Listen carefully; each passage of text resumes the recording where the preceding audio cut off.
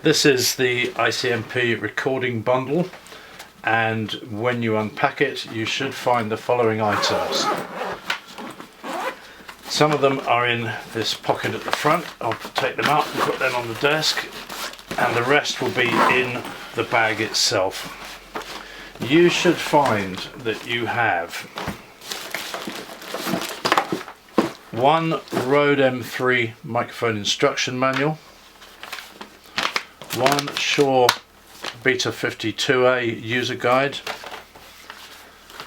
the R16 recorder interface controller user guide, a CD with manuals and drivers for the R16 recorder. If your laptop doesn't have a CD drive, you can download the drivers from the Zoom website. One Shure 52A Beta microphone in a zip pouch, great for bass drums. Two Rode M3 condenser mics, good for overheads, acoustic guitars, both in their zip pouches. One Sontronics pop shield.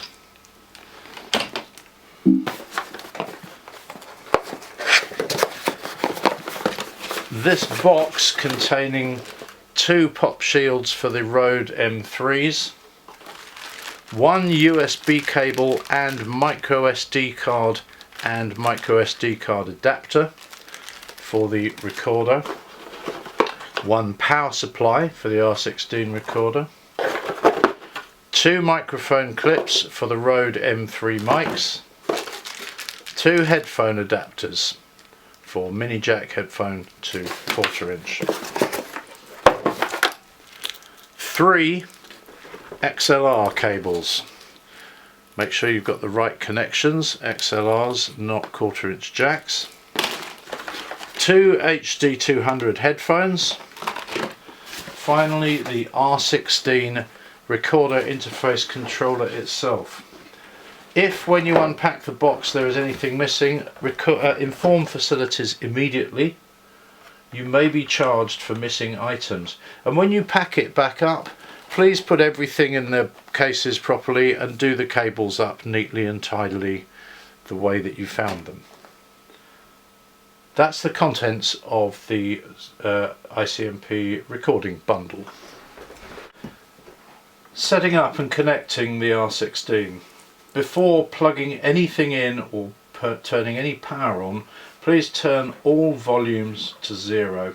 I'm going down all the channels, turning all the volumes to 0, all the faders to 0, including the output and the phones level on the back of the R16. Turn everything to 0. Then plug in the power and turn it on using the power switch. It will briefly initialize, light up, and then lights will come on and we're ready to go. I'm going to plug a microphone in. I'm going to use the Rode M3. This requires phantom power, and if you look along the channels on the R16 you'll see that 5 and 6 have a switch, phantom power off and on. I'm going to turn it on. I'm then going to plug the microphone into channel 5, and if I now talk into the microphone and increase the input gain, we'll see we've got some signal on the meters. I can now turn up my output or my headphones to halfway, and I will hear what's coming in on the microphone when I put that fader up and the master fader up.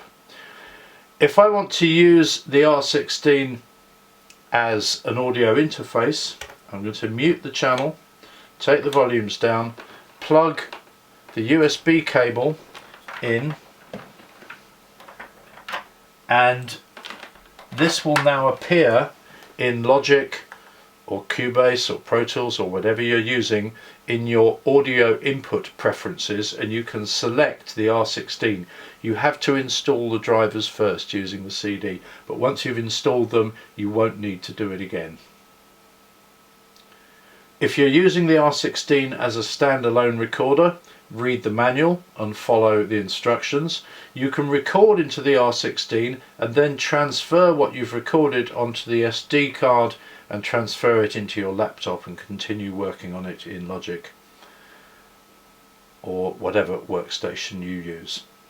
When you turn it off, turn off the powered speakers if you're using them first, turn all the output gains down, turn all the input gains down, turn all the faders down, then turn the power off. If you're using USB, you'll need to take the USB cable out as well, because the R16 also runs on USB power. Then pack everything away neatly and put it back in the box.